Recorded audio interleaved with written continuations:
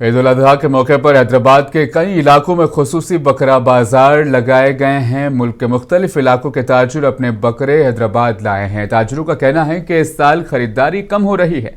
शहरी किस्म और नस्ल के खूबसूरत बकरे देखे जहां पर जा रहे हैं, उधर खरीदारों का कहना है कि ईद के मौके पर इस बार बकरों की कीमत में इजाफा देखा जा रहा है। ये देखिए कोटा है, ये 65 रेट है, 95 केजी के ऊपर का बकरा है।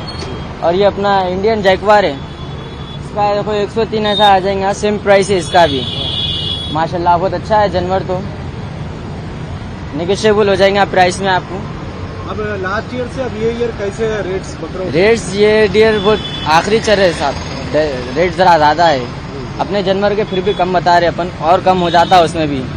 अभी आपके पास कितने जानवर हैं? अभी तो और 2 है, लेके आने गए, ये 2 गए बाद अभी लेंगे इंशाल्लाह। इसका फाइनल रेट क्या रहता है? फाइनल रेट देखो 55 तक छोड़ना है वो। कौन सी मतलब इसमें क्वालिटी?